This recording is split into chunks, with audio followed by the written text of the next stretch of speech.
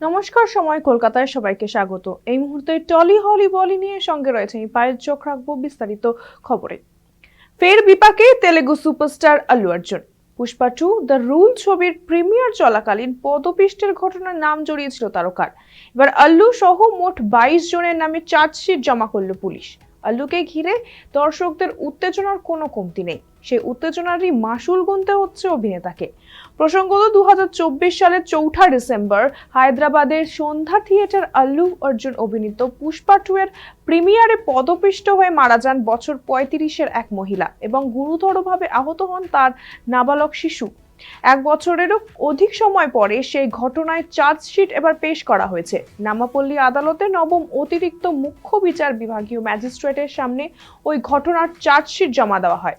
পুলিশের তদন্তে দাবি করা হয় এই ঘটনাটি অবহেলা এবং নিরাপত্তা ব্যবস্থার প্রতি নজর না দেওয়ার ফলেই হয়েছে।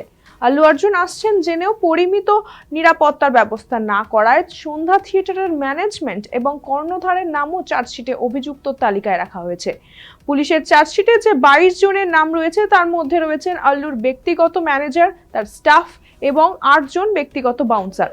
পুলিশের দাবি মূলত আইপিসির 304A গাফিলতির কারণে মৃত্যু হয়ে এবং ভারতীয় ন্যায় সংহিতার বিভিন্ন ধারায় মামলা রুজু করেছে পুলিশ। 2024 সালে এর আগে আল্লু অর্জুনকে জামিন দেয় আদালত।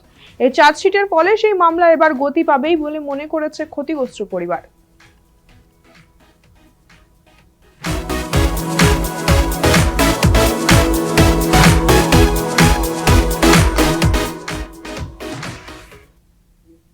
সালমান খান ও ক্যাটরিনা কাইফের সম্পর্ক নিয়ে বিতর্ক তৈরি না হলেও চর্চা ছিল একসময়।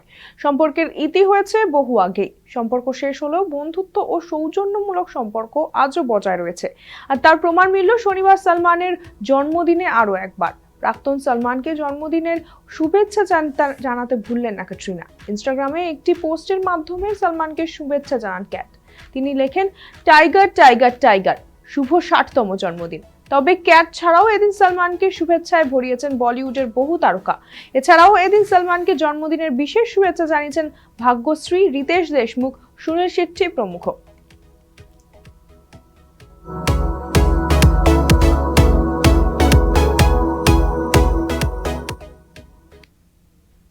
মাথার টাক ঢাকতে পরচুলা পরে দৃশ্যম 3 এর শুটিং এর শর্ত রেখেছেন অক্ষয় খান্না, এমনই গুঞ্জন বলি পড়ায়। কিন্তু সিনেমাটির আগের পার্ট অর্থাৎ দৃশ্যম 2 এর সঙ্গে চরিত্রের ধারাবাহিকতা নষ্ট হবে বলে প্রযোজকরা সেই প্রস্তাবে রাজি হননি। দরাদরিতে না গিয়ে শেষ পর্যন্ত নাকি ছবি থেকে নিজেকে সরিয়ে নেন অভিনেতা। প্রযোজকদের অভিযোগ, অগ্রিম পারিশ্রমিক নেওয়ার পর এমন সিদ্ধান্তে ক্ষুব্ধ তারা এবং আইনি নোটিশও পাঠানো হয়েছে তাকে। পাশাপাশি ধুরন্ধরের সাফল্যের পর অক্ষয়ের পারিশ্রমিকের এক ধাক্কায় 21 কোটিতে পৌঁছানোর দাবি মতবিরোধ বাড়িয়েছে। এর আগে যেখানে তিনি 2.5 কোটি পারিশ্রমিক নিতেন, সেখানে এই অঙ্ক অনেকেরই চোখ কপালে তুলেছে। এইসব টানাপোড়েনের মধ্যে দৃশ্যম 3 এ অক্ষয়ের জায়গায় দেখা যাবে জয়দীপ আহলাওয়াতকে, জানিয়ে ইতিমধ্যেই দর্শক মহলে আলোচনা শুরু হয়েছে।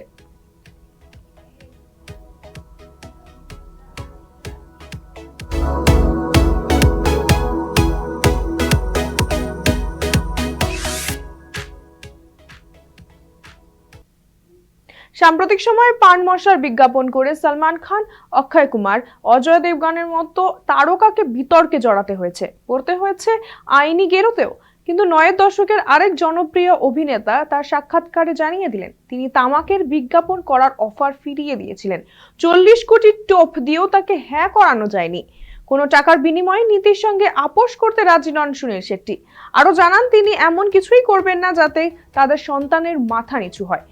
বহুদিন তিনি আর বক্স অফিসের নিয়মিত মুখ নন। তবুও সুনীল শেট্টির দাবি, তরুণ প্রজন্ম এখনো তাকে শ্রদ্ধা করে, তাই কয়েক কোটির জন্য সেই সম্মান ও ভালোবাসা জলাঞ্জলি দিতে রাজি নয় তিনি। সুনীল অতিমারি পরবর্তী সময়ে তার জীবনের পরিবর্তন নিয়েও কথা বলেছেন। জানিয়েছেন, অতিমারির পর তিনি নিজেকে আরো নিয়মিত প্রশিক্ষণ ও পড়াশোনায় নিয়োজিত করেছেন। ব্যক্তিগত উন্নতি এবং স্বকীয়তার উপরই মনোযোগ দিতে না পারাই তার দীর্ঘস্থায়ী জনপ্রিয়তার কারণ বলেছেন সুপারস্টার।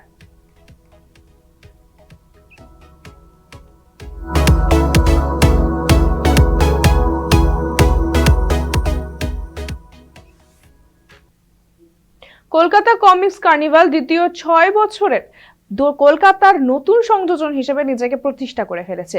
এবার কার্নিভাল হাজির সায়েন্স সিটি অডিটোরিয়ামে। শনিবার দুপুর গড়িয়ে যত বিকেল হলো তত বাড়লো ভিড়। মার্ভেল থেকে ডিসি, পুরনো ইন্দ্রজাল কমিক্স, হাজির সবাই। বই থেকে আর্টওয়ার্ক, পোস্টার, স্টিকার, কি নেই? একদিকে নস্টালজিয়া, অন্যদিকে সাম্প্রতিক আর্টওয়ার্কের উপস্থিতি। একই ছাদের তলায় এক সুবিশাল কমিক্স ব্রহ্মাণ্ড। উদ্যোক্তাদের মূল টার্গেট নবীন প্রজন্ম। এই বছর নারায়ণ দেবনাথের শতবার্ষিকী। কিংবদন্তি কমিক্স শিল্পীকে বিশেষভাবে সম্মানিত করা হচ্ছে কার্নিভ্যালে। পুরনো কমিক্স থেকে আধুনিক গ্রাফিক নভেল, হাঁটতে হাঁটতে চোখে পড়ে যাবে কত কিছু। পোস্টার, ফ্রিজ, চুম্বক, কার্ড, পুতুল, মুখোশ, বেবলেট, কফি মগ, টি শার্ট, বলে শেষ করা মুশকিল। অথচ এন্ট্রি ফি মাত্র 30 টাকা। রবিবারই শেষ দিন, সেদিন আরো ভিড় আশা করছেন উদ্যোক্তারা।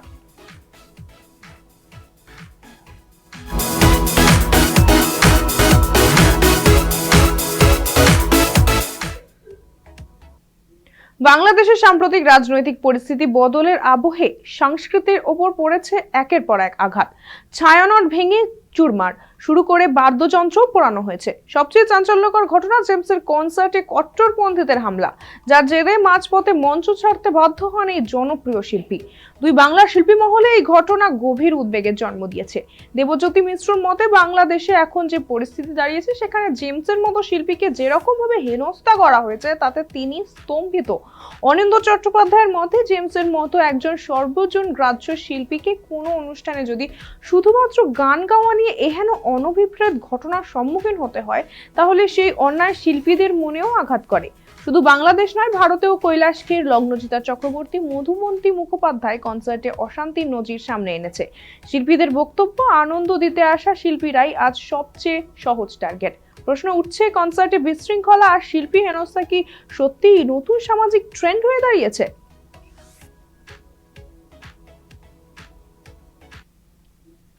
টলি হলি বলে এখনকার মতো এই পর্যন্তই। বিনোদন দুনিয়ার অন্য সমস্ত বিস্তারিত খবর পেতে চোখ রাখুন সময় কলকাতার পর্দায়। সময় বলবে সময়ের কথা।